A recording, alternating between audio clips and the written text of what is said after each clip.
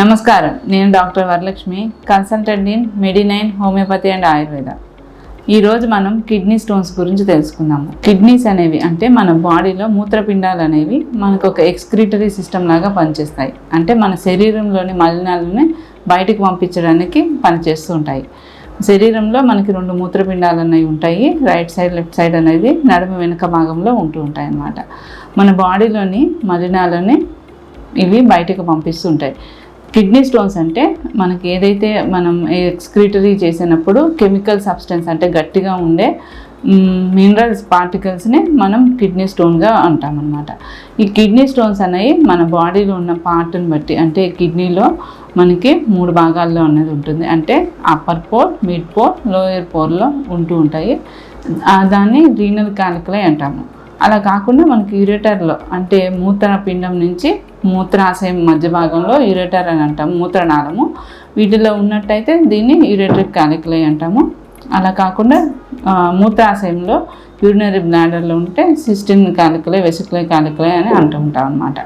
ఈ కిడ్నీ స్టోన్స్లో చాలా రకాలు అనేవి ఉంటూ ఉంటాయి. మనకి calcium stones, calcium oxide stones, uric acid stones, steroid stones, cystine stones, ఇలా చాలా రకాలు అనేవి కిడ్నీ స్టోన్స్ అనేవి ఉంటూ ఉంటాయి అన్నమాట.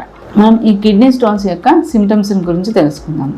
అంటే మనకి కిడ్నీ స్టోన్స్ ఎట్లా ఉన్నాయి అని, మన బాడీలో ఉన్నాయి అనే లక్షణాలు ఎలా తెలుసుకుంటామంటే, మనకి యూరిన్లో మంటలాగా రావడం కానీ, ఫ్రీక్వెంట్గా యూరిన్ ఇన్ఫెక్షన్స్ రావడము, యూరిన్ కలర్ మారడము, యూరిన్లో స్మెల్ కానీ, కొంచెం యూరిన్ చిక్కగా రావడం కానీ, దీంతోపాటు మనకి నడుమ వెనుక భాగంలో నొప్పి అన్నది వచ్చి అది ముందుగా గజ్జల భాగం వరకు రావడము, ఎలక్ట్రిక్ షాక్ లాగా నొప్పి రావడము, పట్టేసినట్టుగా ఉండడము, సివియర్ పెయిన్ ఉండడము, దీంతోపాటు వామిటింగ్స్ రావడము, ఇండైజెషన్, ఇట్లా ఈ రకాల సిమ్టమ్స్ని బట్టి మనకి కొంతవరకు కిడ్నీ స్టోన్స్ అన్నది ఉన్నదని మనము నిర్ధారణ చేసుకోవచ్చు.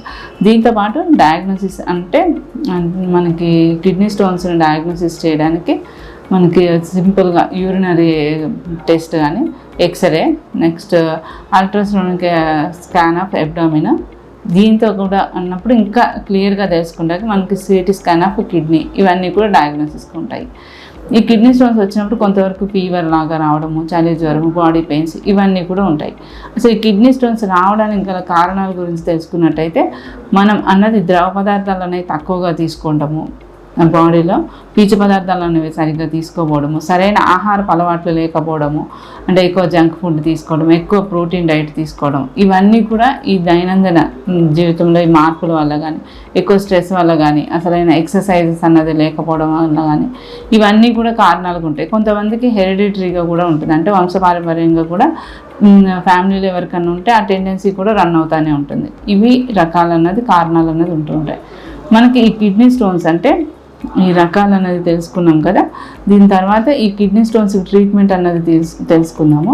అంటే మనకి నొప్పి వచ్చినప్పుడు కానీ ఆ స్టోన్ అన్నది 4 to 5 mm ఉన్నట్టయితే మనకి హోమియోపతి మెడిసిన్స్తో ఇమీడియట్గా రిలీఫ్ అన్నది ఉంటుంది. అలా కాకుండా కొంత పెద్ద సైజ్ అన్నది 7 mm, 11 mm, 14 mm ఇలా ఉన్నప్పుడు మనకి కొంతవరకు ఇలా కోర్స్ లాగా యూజ్ చేసుకుంటే మనకు తగ్గుతుంది. కొంతమందికి మేజర్ ఇంకా పెద్ద సైజ్ అన్నది అంటే 20 mm అట్లా కూడా ఉన్నప్పుడు సర్జికల్కి వెళ్తూ ఉంటారు. అలా సర్జికల్ ట్రీట్మెంట్ తీసుకున్న తర్వాత కూడా ఈ స్టోన్స్ అన్నవి రికరెన్స్ అన్నది ఉంటూ ఉంటుంది అన్నమాట. ఈ రికరెన్స్ అన్నది ఏదైతే ఉన్నదో మనం హోమియోపతి ట్రీట్మెంట్ తీసుకోవడం వల్ల రికరెన్స్, ఆ టెండెన్సీ బాడీలో ఏదైతే ఉన్నదో ఆ టెండెన్సీని అన్నది పూర్తిగా తగ్గించగలుగుతాం. ఈ మళ్ళీ బాడీలో ఈ స్టోన్స్ అన్నది రాకుండా కూడా చేయగలుగుతాం. ఈ సమ్మర్ సీజన్లో ఎక్కువ డీహైడ్రేషన్ ఉండడం వల్ల, ఈ బాడీలో ఎక్కువ వాటర్ కంటెంట్ అన్నది తక్కువగా ఉండడం వల్ల ఈ సిమ్టమ్స్ అన్నది ఎక్కువ రికర్ అవుతుంటుంది. కాబట్టి మనం కొంతవరకు ఎక్కువగా వాటర్ తీసుకుంటాం.